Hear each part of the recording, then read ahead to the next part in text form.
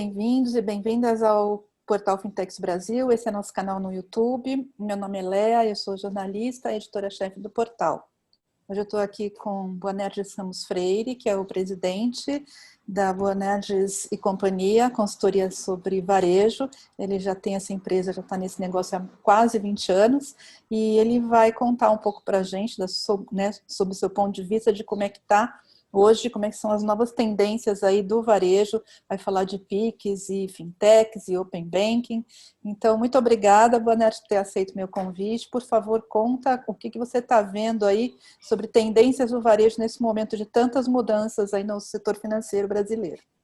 Muito obrigado, Léa, pela oportunidade, parabéns pela iniciativa aí do Portal Fintechs Brasil. É um prazer a gente conversar e falar desses temas tão importantes, tão relevantes para o mercado. Um passo atrás, eu vou esclarecer, nós somos uma empresa de consultoria, né, focada hoje em pagamentos, em crédito e em fidelização, ou seja, em tudo que é serviço financeiro, seja para a pessoa física em última instância, usuário final lá de pagamentos, crédito tal, e seguros, tal, seja para a pessoa jurídica. Então, a gente atende sim varejistas, mas também bancos, mas também empresas de cartão, também indústria, atacadistas, etc. Mas voltando para a questão, a gente está num momento especial, né? Num momento ímpar desse mercado. É um momento em que há uma confluência de vários vetores, de vários fatores assim, de mudança, a maioria deles de mudança profunda, de mudança estrutural. A gente tem a parte também mais visível, mais perceptível, que são as novas tecnologias, né, e de várias naturezas, mas onde se destaca aí principalmente a mobilidade, e aí vindo outras coisas, inteligência artificial, e aí vindo IoT, vindo assim uma série de elementos, computação quântica e tal, enfim, a gente tem a vertente tecnológica, mas a gente também tem a vertente regulatória, que é fundamental, e no nosso país em particular, a gente tem um Banco Central muito destacado nesse papel de protagonista, né, de líder nesses processos de mudança, olhando para o que há de melhor no mundo e trazendo, adaptando isso para a realidade brasileira, né, que tem suas particularidades. A gente também tem a vertente das mudanças no comportamento do consumidor, né, mais consciente, mais antenado, mais digitalizado de uma maneira geral. A gente tem um efeito também que é conjuntural, mas que deixará aí impactos importantes ao longo do tempo, que é a pandemia, né? Que nos afetou bastante, ainda nos afeta, e ainda lembraremos de muita coisa dessa pandemia, né? Ao longo do tempo. Enfim, a lista é grande aí de fatores que se somam, né? Que convergem para a gente olhar mais especificamente assim, o papel do varejo, né? Ou a relevância do varejo nessa cadeia. O varejo tem uma relação fundamental com o consumidor, ele é o elemento final ali de contato com o consumidor.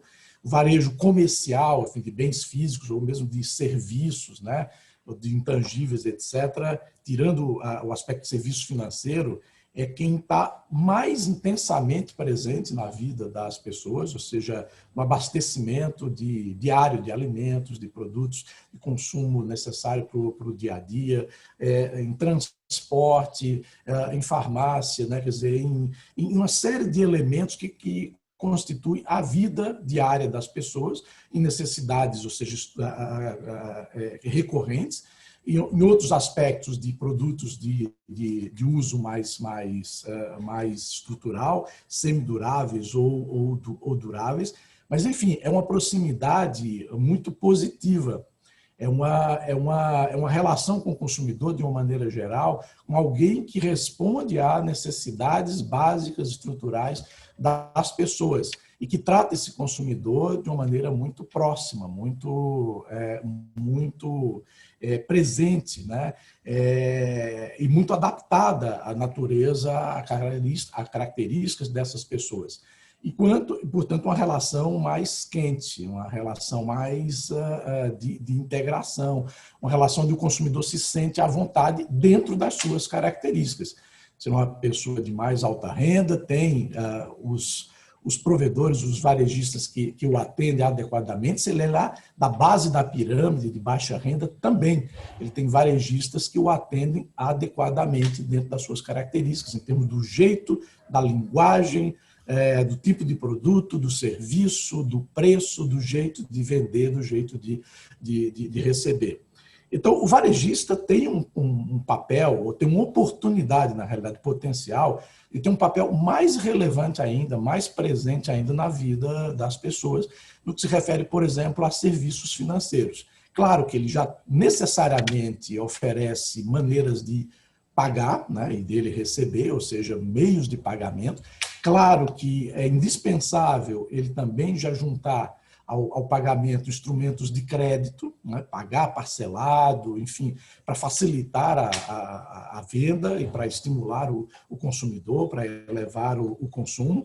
Mas é possível que ele vá muito além disso, que ele veja o seu consumidor para frente e veja até a sua cadeia para trás, quem fornece para ele, atacadistas, distribuidores ou mesmo a indústria, e ele pense nesse ecossistema em que ele já está presente, mas que é estritamente, essencialmente de natureza comercial, estritamente baseado em fornecimento de produtos e eventualmente serviços, etc., e que ele crie outra camada, uma camada fundamental, que vai muito além do que ele faz hoje, quando faz, né, de serviços financeiros. Ou seja, é possível o varejista passar a ser um grande protagonista na oferta e na gestão de serviços financeiros, tornando esse seu ecossistema mais integrado, mais consistente, passando a conhecer melhor aí toda essa sua cadeia para trás e para frente e servindo melhor essa sua cadeia. E ele não precisa fazer isso sozinho.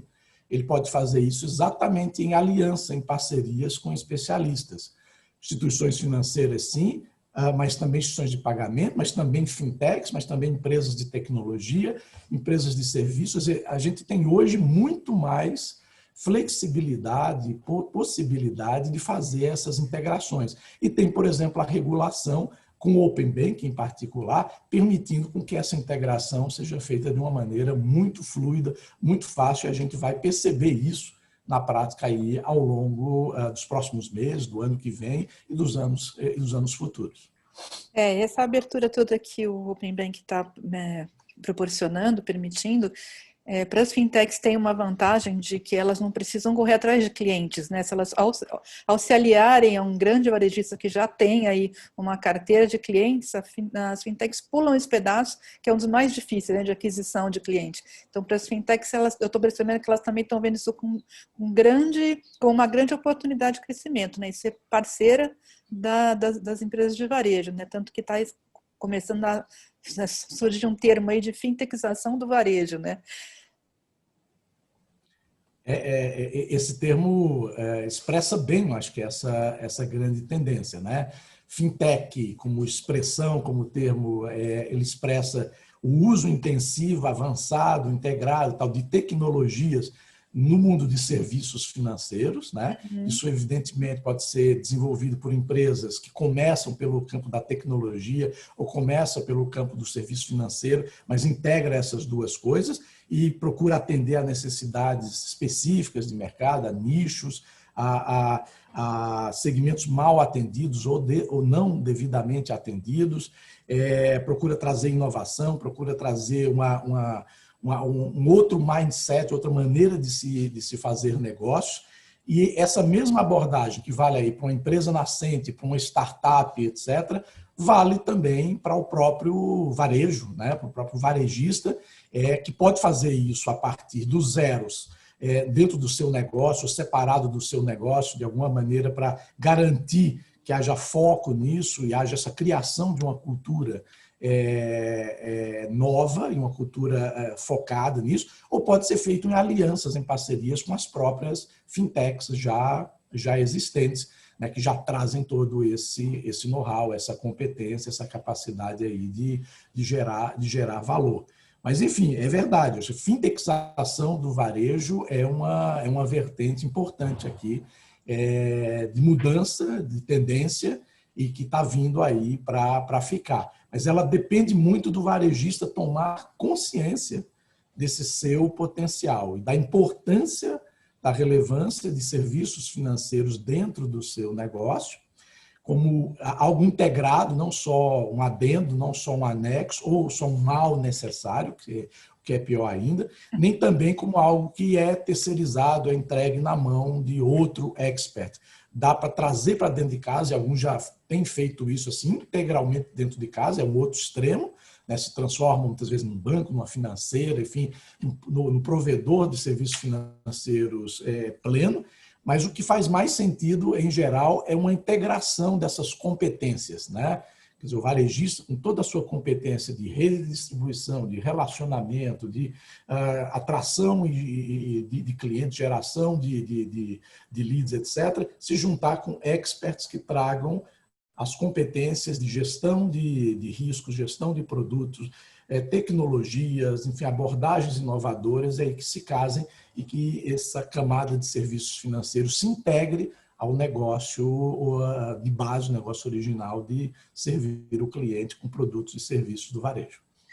Obrigada. Vanério, eu sei que um outro assunto que você gosta e entende bastante é o Pix, né? O Pix, pagamentos instantâneos aí do Banco Central, que vai entrar em vigor definitivamente agora a partir do dia 16 de novembro. Ele, a princípio, muita gente tem comentado só sobre os impactos para as pessoas, né? Eu queria que você falasse um pouco aqui para a gente sobre como o Pix vai favorecer as empresas, principalmente as pequenas e médias empresas. Excelente pergunta, Léa, porque o Pix, em geral, é visto pela parte talvez mais visível, né?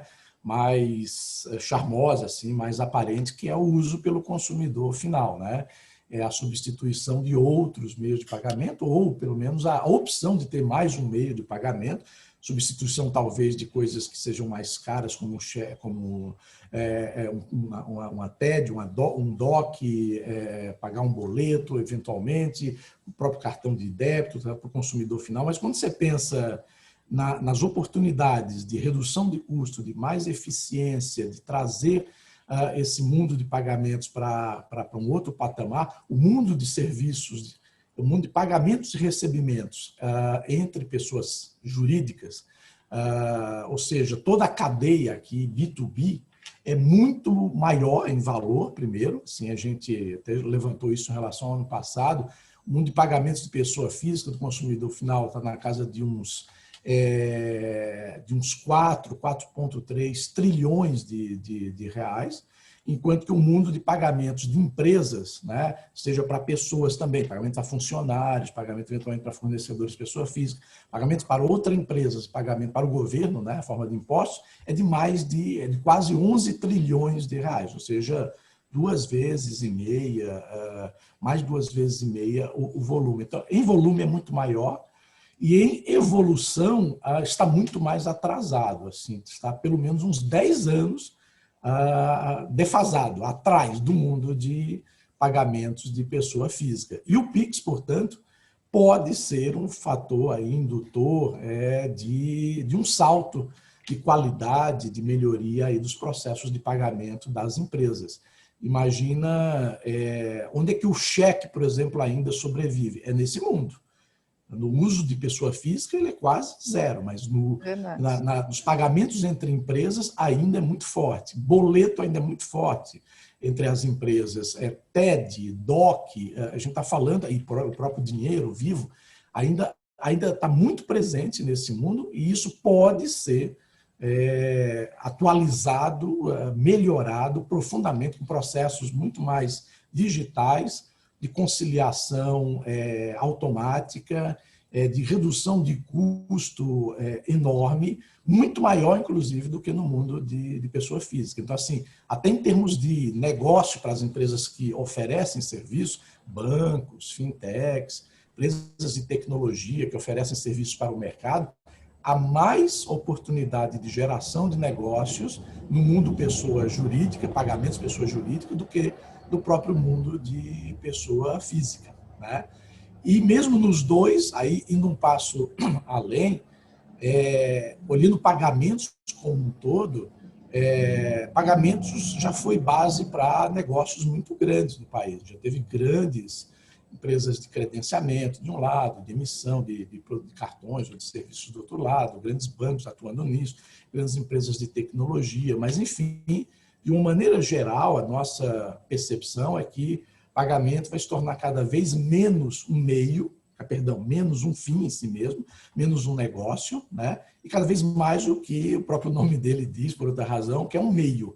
Quer dizer, um meio que vai permitir atrair clientes, manter, fidelizar clientes, conhecer comportamentos desses clientes e rentabilizar esses clientes não no próprio negócio de pagamento, mas sim em outros serviços, principalmente serviços financeiros. O mundo de investimentos, o mundo do crédito, o mundo de seguros, e tudo isso permeado por uma abordagem aí de gestão de relacionamento, que vale não só para a ponta final do cliente final, os chamados programas de fidelização, pontos, cashback, etc., mas vale muito mais até para o mundo de pessoa jurídica, só que com outras abordagens, né? Evidentemente.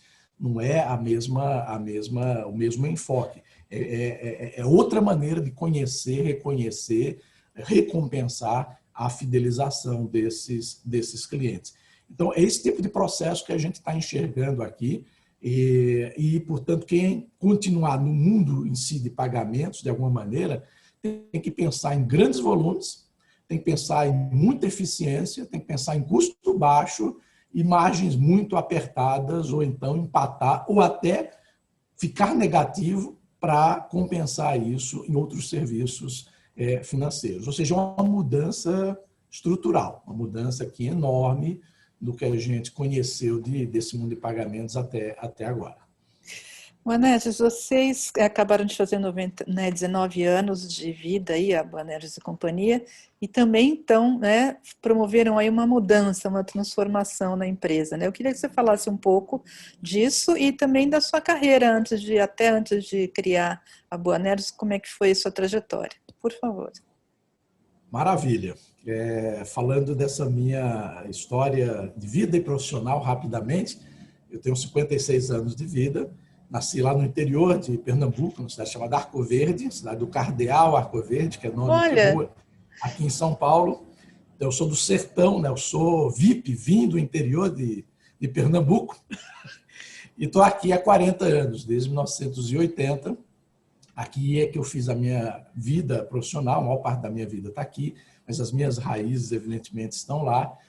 Já tenho 39 anos de vida profissional, 20 anos eu fui de empresas, fui executivo de empresas, e há 19 estou nesse mundo de consultoria, liderando essa empresa de consultoria. Eu tive a sorte de começar já numa empresa muito conhecida e bem estruturada, com 17 anos, entrando na faculdade, fazendo economia na USP. Algumas empresas de auditoria foram recrutar alunos lá de economia, administração e contábeis. Eu tive a sorte de entrar numa empresa de auditoria, então, que é a KPMG, que me contratou como trainee e me deu base assim, para aprender desde o que era o débito e o crédito, o que era uma indústria, um varejo, um agribusiness, um banco e uma empresa de cartão, onde eu fiz auditoria, etc. Depois de 2 anos, eu fui para uma empresa cliente, a Credicar, que me permitiu ser uma escola fantástica. Ao longo de 11 anos, eu fui de analista financeiro até diretor de planejamento estratégico e planejamento de marketing. Depois de 5 anos, eu fui diretor da CSU Card System, que também fez história no mercado, ajudando os bancos a serem donos do seu próprio negócio de cartão e não mais só agentes de venda do cartão na época da Credicar e do American Express. Finalmente, eu fui vice-presidente da Visa e fui responsável por criar uma empresa de processamento que deu base para a atual DXC. Na época era a aliança da Visa com a EDS. E também coordenei a criação de uma empresa de benefícios que é líder do mercado, é a atual Alelo, né, que pertence ao Bradesco, o Banco do Brasil. Na origem também tinha o Real e a própria Visa. Então, esses 20 anos de executivo me deram base aí para escolher, foi por escolha, por opção e por prazer que eu tomei esse rumo da vida de consultoria, estruturei essa empresa de consultoria focada até o ano passado em varejo financeiro, em serviços financeiros para a pessoa física. atendendo às empresas que levam meios de pagamento, crédito e outros serviços financeiros, como seguros, investimentos e fidelização, etc., para o cliente final. Então, a gente atende ainda, né, bancos, empresas de cartão, varejistas, de tudo quanto é setor, e empresas de serviços aqui, bandeiras, credenciadoras, empresas de tecnologia, empresas do ciclo de crédito. E a partir desse ano, exatamente juntando com a pergunta que você fez, a gente percebeu o tamanho da oportunidade e da necessidade que existe no mundo de serviços financeiros para pessoa jurídica, né? Serviços de cash management, por exemplo, que os bancos hoje provêem e que podem avançar muito, podem melhorar muito. Muitas vezes eles são um complemento apenas daquilo que eles mais buscam, que é oferecer o crédito, é onde eles realmente ganham dinheiro. Mas as empresas precisam e podem, né, ser muito melhores servidas nas suas necessidades de serviços financeiros e também gerirem melhor o seu próprio ecossistema, né, de serviços financeiros, essa camada adicional que a gente estava mencionando mais no início dessa conversa. Então, isso fez a gente estender o nosso campo de atuação e passar a servir aqui tanto empresas que se voltam para serviço financeiro para pessoa física, quanto serviços financeiros de pessoa jurídica. Sempre baseado nos pilares de pagamentos, de crédito e de fidelização, aí, que são os elementos mais importantes. Muito obrigada, Boanerges, foi ótima a nossa conversa. De novo, agradeço a oportunidade de tê-la aqui conversando, contando sobre a sua experiência, seus insights aí para os nossos telespectadores. E até uma próxima vez. Um prazer, Léa. Conte comigo. Obrigada. Parabéns mais uma vez.